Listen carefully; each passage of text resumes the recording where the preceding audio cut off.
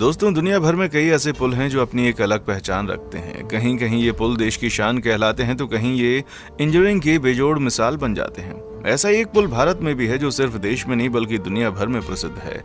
और हैरानी की बात तो यह है कि इस विश्व प्रसिद्ध पुल का आज तक उद्घाटन भी नहीं हुआ है। जी हाँ दोस्तों, हम बात कर रहे हैं कोलकाता के हावड़ा ब्रिज की, जो हमेशा से कोलकाता की पहचान रहा है। आपको बता दें, कोलकाता और हावड़ा को जोड़ने वाले इस पुल जैसे अनोखे पुल संसार में केवल गिने चुने ही मौजूद हैं। आपको बता दें कि यह ऐतिहासिक ब्रिज द्वितीय विश्व युद्ध का गवाह भी रहा है। द्वितीय विश्व युद्ध के दौरान दिसंबर 1942 में जापान का एक बम इस ब्रिज से कुछ ही दूरी पर गिरा था, पर इस ब्रिज को कुछ भी नुकसान नहीं हुआ था। तो चलिए दोस्तों, आज के इस वीडियो में जानते हैं कि आखिर इतने विशालकाय पुल को उस जमाने में कैसे बनाया गया था और आखिर इसको बनाने के पीछे की कहानी क्या है। दोस्तों, पहले कोलकाता और हावड़ा के बीच हुगली नदी पर कोई ब्रिज नहीं हुआ करता था। उस समय नदी को पार करने के लिए नाव ही एकमात्र जरिया थी। लेकिन वक्त के साथ आबादी बढ़ने की वजह से आवाजाही बढ़ने लगी और साथ ही वातावरण में बदलाव की वजह से नदी में अक्सर बाढ़ जैसे हालात बन जाते थे, जिस वजह से नाव के जरिए नदी पार करना मुश्किल हो गया था और अक्सर नाव के डूबने जैसी दुर्घटनाएं सामने आने लगी थीं। दूसरी वजह यह भी थी कि उस समय अंग्रेज सरकार पूरे बंगाल में अपना मजबूत प्रभाव डालना चाहती थी, इसीलिए उसे हर महत्वपूर्ण जगह पहुंचने के लिए अच्छा ट्रांसपोर्ट सिस्टम चाहिए था। इन सब जरूरतों को देखते हुए बंगाल सरकार की ओर से वर्ष 1871 में हावड़ा ब्रिज अधिनियम पारित किया गया और फिर इस अधिनियम के पारित होने के बाद वर्ष 1874 में सर ब्रैडफोर्ड लेस्ली ने नदी पर पीपे के पुल का निर्माण कराया था। दोस्तों, पीपा एक किस्म के लोहे या लकड़ी का बना बड़े बड़े कनस्तरों को कहा जाता है, जिसका अक्सर पुल बनाने में काम में उपयोग लिया जाता है। आपको बता दें, साल 1874 में इस पुल को बनाने में 22 लाख रुपए की लागत आई थी, जिसकी लंबाई 1528 फीट और चौड़ाई 62 फीट थी। इस पुल के बन जाने के बाद लोगों को यात्रा करने में काफी आसानी हो गई थी और फिर समय के साथ साथ देश में रेल का नेटवर्क भी तेजी से फैल रहा था, जिसके चलते तकरीबन 32 साल बाद साल 1906 में हावड़ा में भी रेलवे स्टेशन का निर्माण कराया गया।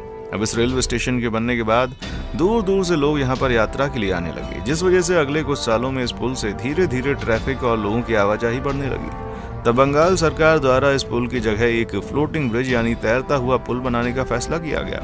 लेकिन दोस्तों, अगले कुछ ही साल के बाद विश्व के कई देशों में आपसी तनाव देखने को मिलने लगा। नतीजतन ये तनाव विश्व युद्ध में बदल गया और आप जानती हैं कि इंग्लैंड दोनों ही विश्व युद्ध में युद्ध के केंद्र बिंदुओं में से एक रहा है और इसी वजह से इस पुल को बनाने का कार्य टाल दिया गया, क्योंकि भारत में शासित अंग्रेज सरकार अपना पूरा ध्यान विश्व युद्ध में लगा रही थी।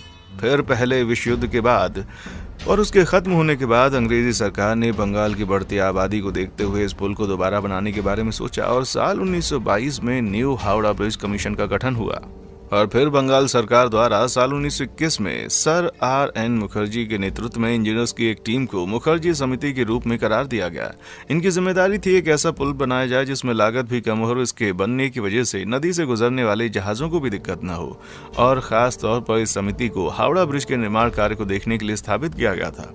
दिलचस्प बात यह है कि जब इस टीम ने इस मामले को सर बेसिल माउंट के पास भेजा तो उन्होंने सुझाव दिया कि सिंगल स्पैन आर्च ब्रिज बनाना चाहिए, जिससे कि ब्रिज में मजबूती भी रहे और पानी के जहाजों में कोई रुकावट न आए।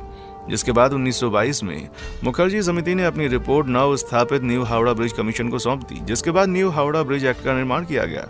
1926 में इस एक्ट के बनने के बाद इस पुल के निर्माण कार्य के लिए लोगों को रोजगार देने, पुल के रखरखाव के लिए, टैक्स सिस्टम के लिए और अलग अलग आवश्यकताओं के लिए अलग अलग कानून बनाए गए और फिर कुछ दिन के बाद इसके लिए निविदाएं आमंत्रित की गईं। आसान भाषा में कहें तो इस पुल को बनाने के लिए कोई सब कॉन्ट्रैक्टर कंपनी चाहिए थी, जिसके लिए टेंडर निकाले गए कि कौन सी कंपनी कम दाम में जल्दी और अच्छा काम करके देगी। जिसके बाद जर्मनी की एक कंपनी ने सबसे कम कीमत में इस प्रोजेक्ट को पूरा करने की बात कही थी। लेकिन तब जर्मनी और ग्रेट ब्रिटेन के आपसी संबंधों में भारी तनाव था, क्योंकि हाल ही में दोनों ने एक दूसरे के खिलाफ रहते हुए विश्व युद्ध किया था, जिस वजह से जर्मन की कंपनी को ठेका नहीं दिया गया। बाद में ये काम Braithwaite Burn and Joseph construction company को सौंप दिया गया। इसके लिए ब्रिज निर्माण अधिनियम में संशोधन भी किया गया। आखिरकार सारी फॉर्मेलिटीज को पूरा करते हुए साल 1937 में इसका निर्माण कार्य शुरू हुआ। आपको बता दें, इस ब्रिज को बनाने के लिए इसके डिजाइन को मिस्टर वॉल्टन ने तैयार किया था।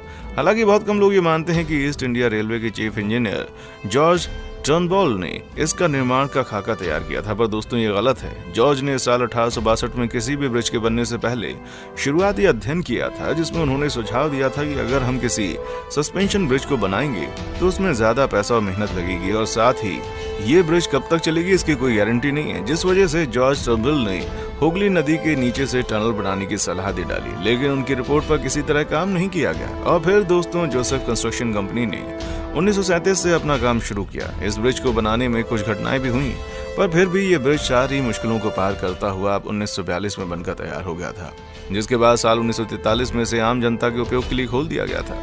दोस्तों आपको बता दें, हावड़ा ब्रिज एक कैंटिलीवर ब्रिज है जिसकी कुल लंबाई 1528 फीट जबकि चौड़ाई 62 फीट है और इसे बनाने में उस समय कुल 2.5 करोड़ रुपए की लागत आई थी। इस ब्रिज की एक अहम बात यह है कि इसके निर्माण में स्टील के प्लेटों को जोड़ने के लिए नए बोल्ट के बजाय धातु की बनी कीलें यानी कि रिवेट्स का इस्तेमाल किया गया था।